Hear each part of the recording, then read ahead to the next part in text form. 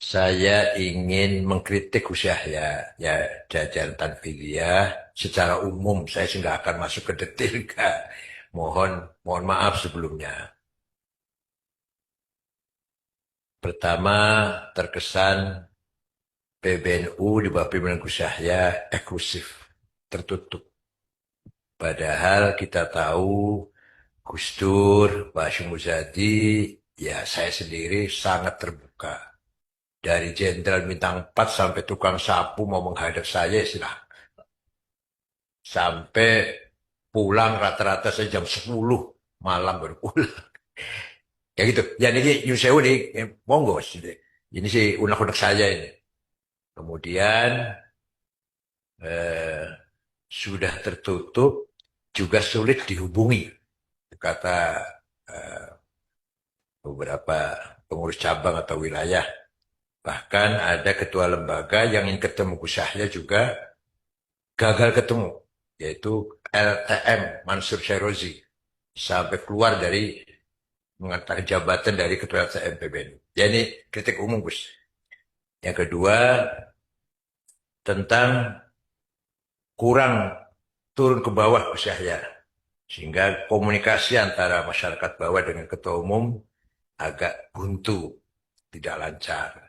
Atau minimal ketua umum menugaskan siapa yang selalu menghadiri acara-acara yang berbobot, haul-haul, akhir sana, intihan, itu harus ketua umum datang atau mengatasnamakan PBN. Itu sangat penting sekali.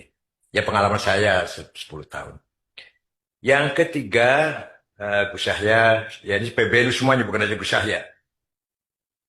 Menurut saya, kalau pendapat besar itu pribadi. Pendapat besar itu pribadi, bukan lembaga besar itu bukan. Pribadi. Tambang dikembalikan ke pemerintah. Yang tadinya menjadi barokah, ternyata menjadi kres, menjadi kutukan laknat. Seperti yang terjadi di Bolivia, Venezuela, Nigeria. Dengan adanya tambang perang saudara antar suku, antar politik, antar gara-gara tambang Nigeria, Bolivia dan Venezuela. Nah, juga bertentangan dengan keputusan Bahtul Masail Muktamar Jombang.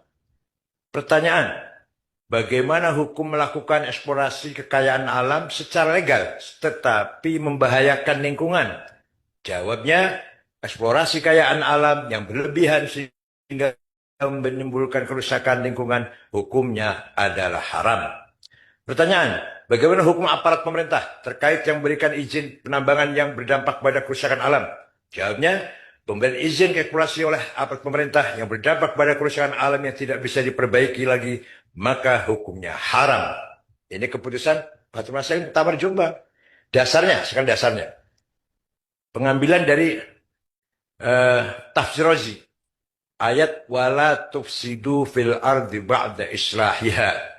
فيدخل فيه المنع من إفساد النفوس والقتل وقطع الأعضاء والمال. Kalau sudah wala tufsidu keseluruhan semuanya, baik nyawa maupun yang lain-lain. Hadhil ayatu tadullu ala anna al-asla fil mudar al-hurmah wal mana' ala al-itlaq. Kalau tidak ada madarat haram al-itlaq.